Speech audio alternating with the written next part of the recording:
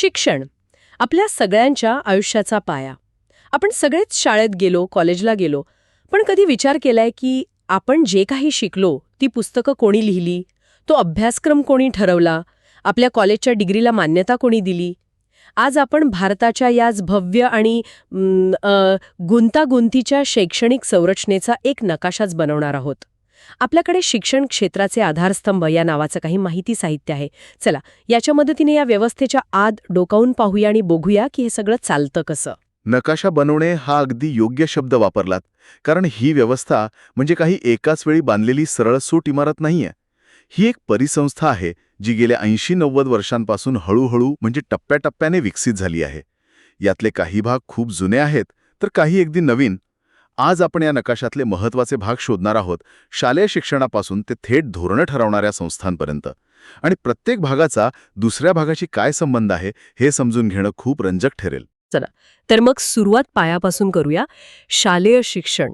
मला आठवतंय माझ्या शाळेची इतिहासाची पुस्तकं, त्यावर NCERT असं लिहिलेलं असायचं. तेव्हा वाटायचं की ही फक्त पुस्तकं छापणारी एक कंपनी असेल, पण या नावामागे एक प्रचंड मोठी यंत्रणा आहे, नाही का? नक्कीच. NCERT म्हणजे राष्ट्रीय शैक्षणिक संशोधन आणि प्रशिक्षण परिषद ही फक्त एक प्रकाशन संस्था नाही. 1961 मध्ये तिची स्थापना झाली तेव्हा तिचा उद्देश खूप मोठा होता. ती एक प्रकारे भारतीय शालेय शिक्षणाची थिंक टँक आहे. तिचं मुख्य काम पुस्तकं छापणं नाही, तर अभ्यासक्रम कसा असावा, मुलांना काय आणि कसं शिकवावं यावर संशोधन करणं. आणि एक राष्ट्रीय अभ्यासक्रम आराखडा म्हणजे नॅशनल करिक्युलम फ्रेमवर्क तयार करणं हे आहे. पुस्तकं तर त्या आराखड्याचा एक भाग झाली. अच्छा, म्हणजे आपण जे शिकतोय त्याचा मूळ विचार NCERT मध्ये होतो. त्यांचं ब्रीदवाक्य पण मोठं प्रभावी आहे. विद्यायामृतम चनुते, विद्येतून अमरत्व मिळतं. पण भारत इतका विविधतेने नटलेला देश आहे. दिल्लीत बसून बनवलेला आराखडा केरळ किंवा नागालँडमध्ये तसाच्या तसा कसा लागू होऊ शकतो? हाच तर सगळ्यात महत्त्वाचा मुद्दा आहे. NCERT एक राष्ट्रीय दिशा देते, पण तिची अंमलबजावणी फक्त दिल्लीतून होत नाही. तिच्या कामाची व्याप्ती प्रचंड आहे. भोपाळ, अजमेर, म्हैसूर, भुवनेश्वर, अगदी शिलाँगमध्येही तिच्या प्रादेशिक शिक्षण संस्था म्हणजे RIES आहेत. या संस्था स्थानिक गरजा समजून घेतात आणि या राष्ट्रीय आराखड्याला प्रत्येक राज्यात लागू करण्यासाठी एक समांतर यंत्रणा आहे. म्हणजे राज्यांची स्वतंत्र यंत्रणा. महाराष्ट्राचं उदाहरण घेतलं तर आपली बालभारतीची पुस्तकं तर वेगळी असतात. बरोबर. राष्ट्रीय स्तरावर जशी NCERT आहे, तशीच प्रत्येक राज्यात SCERT म्हणजेच राज्य शैक्षणिक संशोधन व प्रशिक्षण परिषद असते. महाराष्ट्राची SCERT पुण्यात आहे आणि तिची स्थापना 1964 मध्ये झाली.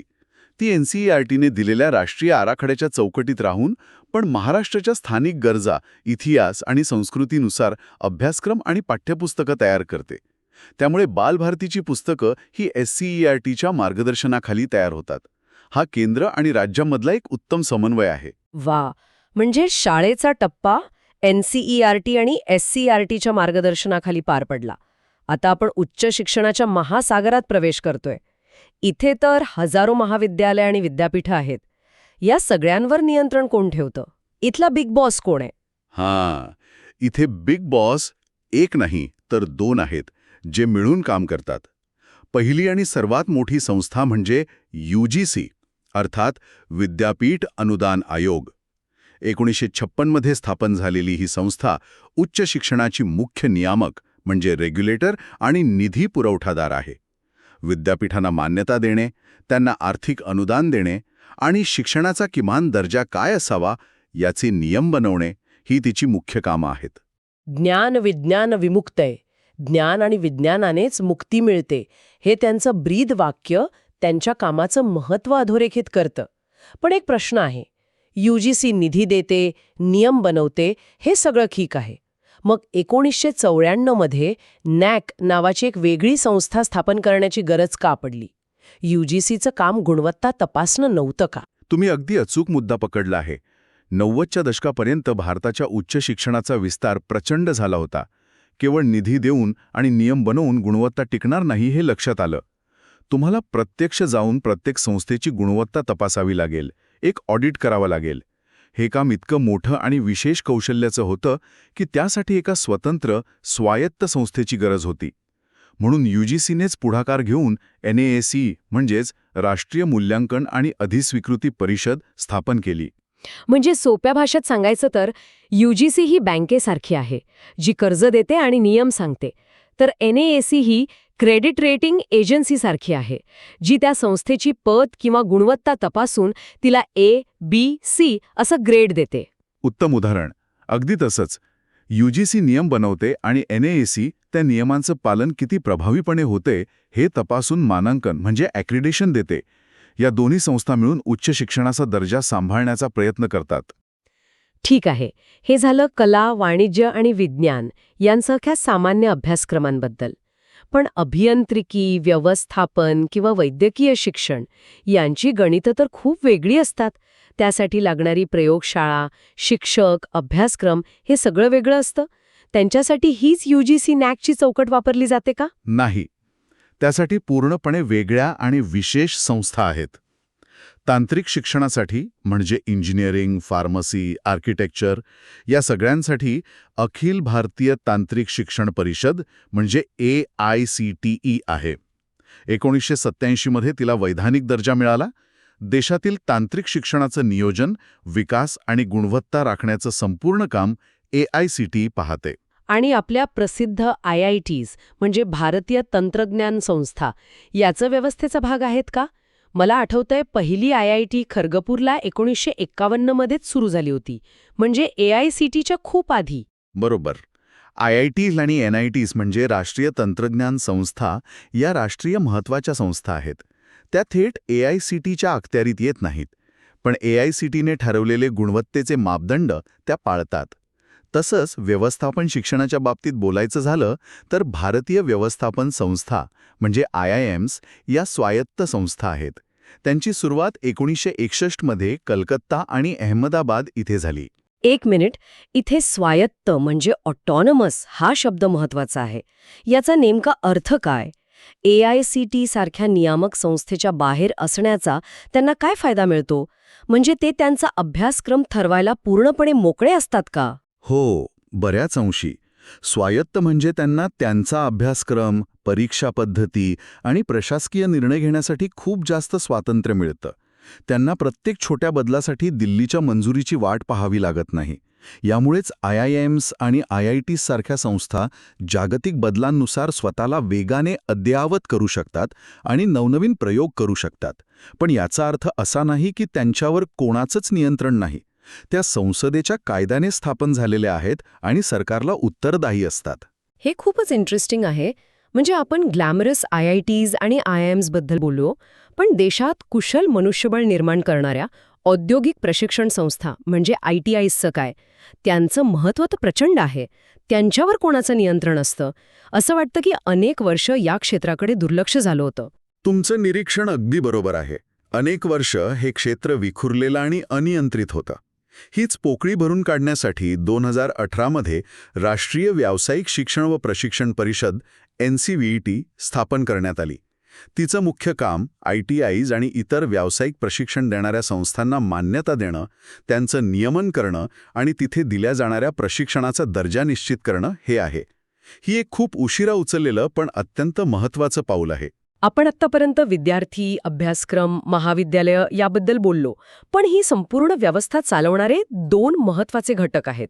एक म्हणजे शिक्षक आणि दुसरे म्हणजे प्रशासक. शिक्षकांना कोण प्रशिक्षण देतं? आणि या अवाढ्य यंत्रणेचं नियोजन आणि प्रशासन पाहणाऱ्या संस्था कोणत्या? अगदी कळीचा मुद्दा. चांगल्या शिक्षकांशिवाय चांगली शिक्षण व्यवस्था उभीच राहू शकत नाही. त्यासाठी राष्ट्रीय शिक्षक शिक्षण परिषद म्हणजे NCTE आहे. 1993 मध्ये तिला वैधानिक दर्जा मिळाला. देशभरातील शिक्षक प्रशिक्षण कार्यक्रम जसं की B.Ed, D.Ed कसे असावेत, त्यांचे मानदंड काय असावेत हे ठरवण्याचं आणि त्या संस्थांना मान्यता देण्याचं काम NCTE करते. आणि प्रशासकांचं काय? जे अधिकारी या संपूर्ण व्यवस्थेचा भाग आहेत, जसं की शिक्षण अधिकारी किंवा अगदी IAS, IPS अधिकारी जे धोरणं ठरवतात, त्यांच्या प्रशिक्षणाची काय सोय आहे? त्यासाठी देशात सर्वोच्च पातळीवरील संस्था आहेत.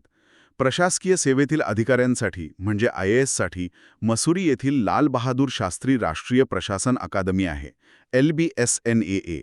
तर पोलीस सेवेतील अधिकाऱ्यांसाठी म्हणजे IPSसाठी हैदराबाद येथील सरदार वल्लभभाई पटेल राष्ट्रीय पोलीस अकादमी SVPNPA आहे. या दोन्ही अत्यंत प्रतिष्ठित संस्था आहेत.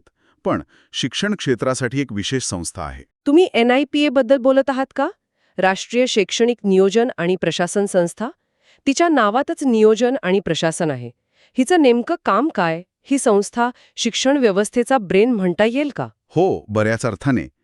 NIPAची स्थापना 1962 मध्ये युनेस्कोच्या सहकार्याने झाली होती. शिक्षण क्षेत्रातील धोरण कसं असावं, त्याचं नियोजन कसं करावं आणि व्यवस्थापन कसं सुधारावं यावर संशोधन करणं आणि या क्षेत्रातील अधिकाऱ्यांची क्षमता वाढवणं हे तिचं मुख्य काम आहे. म्हणजे भविष्यात शिक्षण क्षेत्रात काय बदल आवश्यक आहेत याचा विचार NIPA करते. हे अविश्वसनीय आहे. म्हणजे आपल्याकडे अभ्यासक्रम बनवणाऱ्या, निधी देणाऱ्या, गुणवत्ता तपासणाऱ्या, शिक्षकांना आणि प्रशासकांना प्रशिक्षण देणाऱ्या संस्था आहेत, पण शिक्षण म्हणजे फक्त असलेलं ज्ञान वाटणं नव्हे, तर नवीन ज्ञानाची निर्मिती करणं पण आहे. त्यासाठी काही व्यवस्था आहे का? नक्कीच आहे, आणि ती या संपूर्ण व्यवस्थेचा आत्मा आहे. मूलभूत संशोधनाशिवाय कोणतीही शिक्षण व्यवस्था जिवंत राहू शकत नाही. याचं सर्वोत्तम उदाहरण म्हणजे मुंबईतील TIFR अर्थात Tata institute of fundamental research.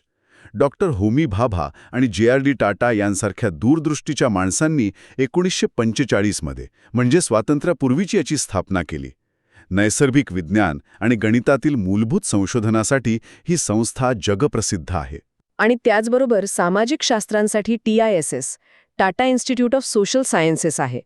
ती तर TIFR पेक्षाही जुनी 1936 मध्ये स्थापन झाली. म्हणजे ज्ञानाच्या निर्मितीचा पाया स्वातंत्र्यापूर्वीच घातला गेला होता. या संस्थांमधून निघालेले नवीन विचार आणि संशोधनच पुढे जाऊन NCERTच्या पुस्तकांमध्ये आणि UGCच्या अभ्यासक्रमांमध्ये येत असणार. अगदी बरोबर. हे एक चक्र आहे. या राष्ट्रीय संस्थांसोबतच युनिसेफ म्हणजे युनिसेफ सारख्या आंतरराष्ट्रीय संस्थाही भारतात बालकांचे आरोग्य आणि शिक्षणासाठी काम करतात. विशेष म्हणजे दुसऱ्या महायुद्धानंतर मुलांच्या मदतीसाठी 1946 मध्ये स्थापन झालेल्या या संस्थेला तिच्या कार्यासाठी 1965 साली शांततेचा नोबेल पुरस्कारही मिळाला होता. तर आजच्या या चर्चेतून आपण भारताच्या शैक्षणिक व्यवस्थेचा एक संपूर्ण नकाशाच तयार केला. हे स्पष्ट झालं की ही व्यवस्था म्हणजे केवळ काही संस्थांची यादी नाही, तर ते एक विशाळ आणि एकमेकात गुंतलेलं जाळं आहे. NCERTमध्ये तयार झालेला एक विचार SCERT मार्फत राज्यापर्यंत पोहोचतो, UGC आणि AICTच्या नियमांनुसार महाविद्यालयात शिकवला जातो, NAC त्याची गुणवत्ता तपासते, TIFR आणि TISS सारख्या संस्था त्यात नवीन ज्ञानाची भर घालतात, आणि LBSNA व NIPAमध्ये प्रशिक्षित झालेले प्रशासक या सगळ्यावर देखरेख ठेवतात. आणि हे जाळं वेगवेगळ्या काळात विणलं गेलं आहे. 1936च्या TIS पासून ते अगदी अलीकडच्या 2018च्या NCVT पर्यंत प्रत्येक संस्थेची स्थापना त्या काळाची गरज म्हणून झाली. म्हणूनच या नकाशात आपल्याला अनेक थर दिसतात. या सगळ्यांचं अंतिम ध्येय एकच आहे: देशात शिक्षणाचा दर्जा उंचावणे. या संपूर्ण नकाशाकडे पाहिल्यावर माझ्या मनात एक शेवटचा विचार येतोय. आपण हे सगळे आधारस्तंभ पाहिले, त्यांचे कार्यक्षेत्र समजून घेतलं, पण इतक्या वेगवेगळ्या काळात स्थापन झालेल्या, वेगवेगळ्या उद्दिष्टांनी काम करणाऱ्या संस्थांमध्ये समन्वय साधणं हे किती मोठं आव्हान असेल, नाही का? NIPAने बनवलेलं एखादं धोरण UGC, NCERT आणि राज्याच्या SCERTमधून प्रत्यक्ष शाळेच्या वर्गापर्यंत पोहोचताना त्यात किती बदल होत असतील किंवा ते किती प्रभावीपणे पोचत असेल, हा विचार करण्यासारखा मुद्दा आहे.